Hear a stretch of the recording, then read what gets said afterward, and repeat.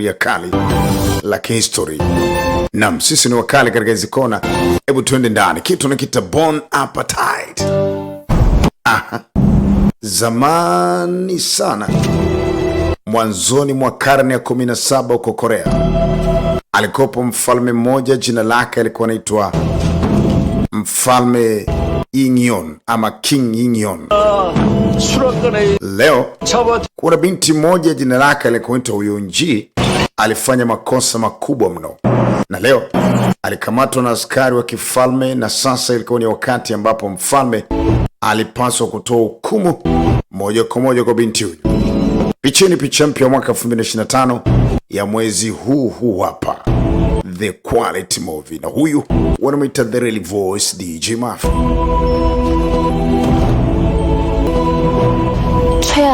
Anasema mtu alisimama mbele yangu ni mtu kuheshimika sana, anaitwa Yeon, Mfalme Yeon, kijana mdogo tu.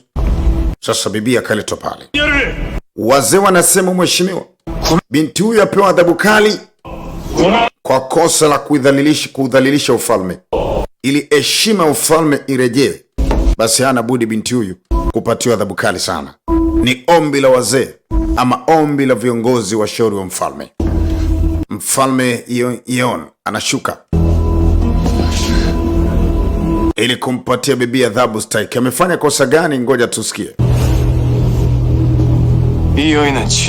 Anasema usiku wa jana huyu mwanamke alinipikia chakula ambacho nilipokula nilihisi kuchanganyikiwa kabisa. Kavuta upanga, yani ndo kosa hilo. Kapika chakula ambacho kilikuwa kitamu mpaka mfalme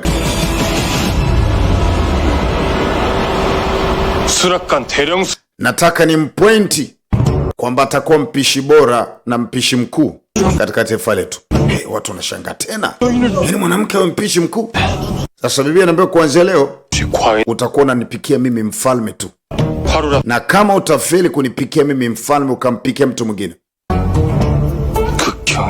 nitakupatia adhabu ya kifo. Insema Mungu wangu, nilikuwa na ndoto zingine kabisa, lakini nimejikuta kwenye kona nyingine kabisa. Una la kuzungumza juu ya hilo? Unapinga? Unataka kufa mpuzi wewe? Unapinga? Kavuta upanga. Bwana.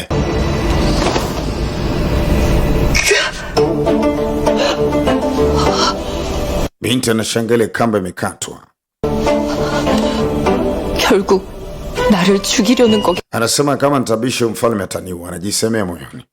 Hili ni survive na kisha nirudi kwa 2025 ambako ndiko tunakoishi sisi kwa sasa.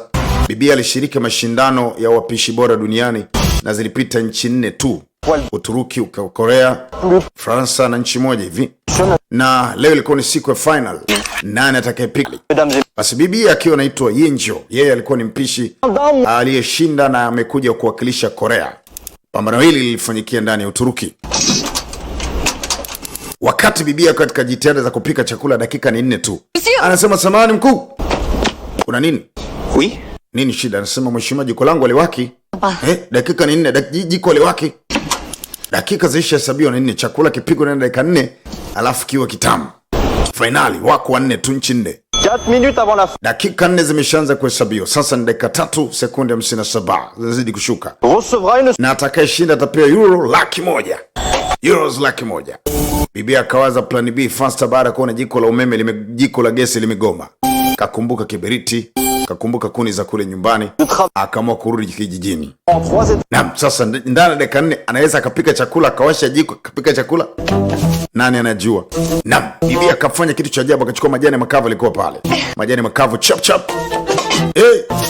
Makatafeli kizembe hapo, wakati watu kule Korea wanamsubiria aje na kombe la ushindi. Sosi yale Mexico smart, nyama imeiva vizuri. Steak moja smart sana. On sent même pas le... Okay, twende tukaangalie sasa kura. Asante. La meilleure compétition française pour sélectionner le chef le plus innovant de France. Sasa ni wakati ambapo wanakwenda kutangazwa sasa washindi miongoni mwa watu 4.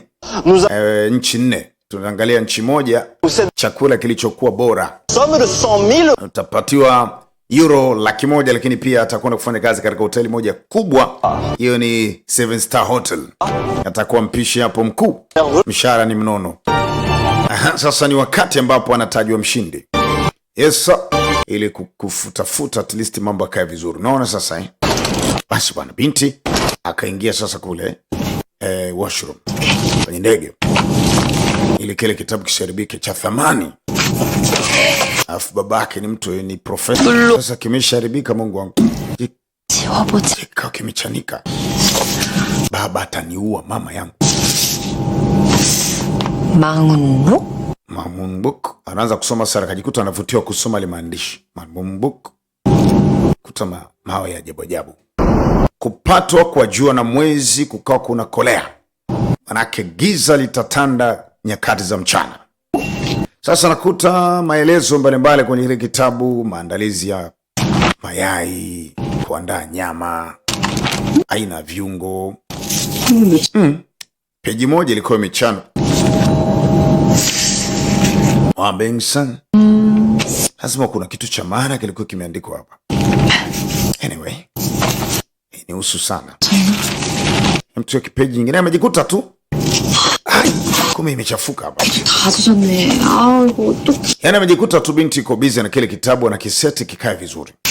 Katika usafi akakuta andiko lingine.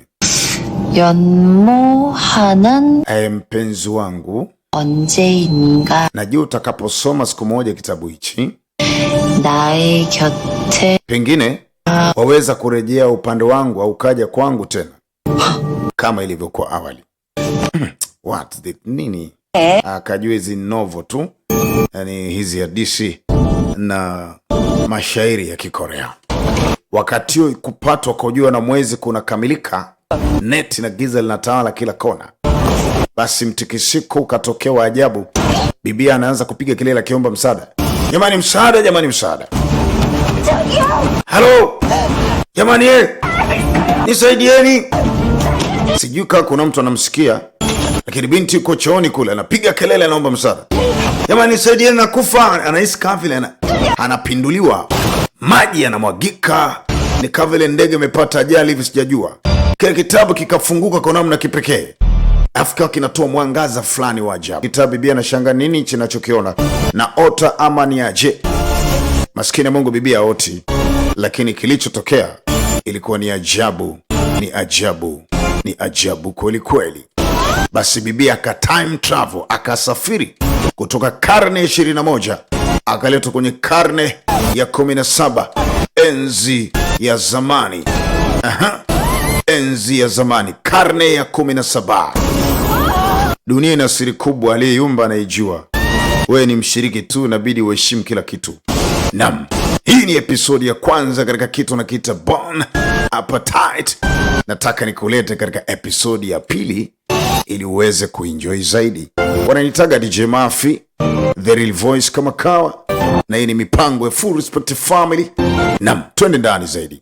Tuna vigongo vipya mwaka huu mpaka utashangaa. Haya, ya pili hapa.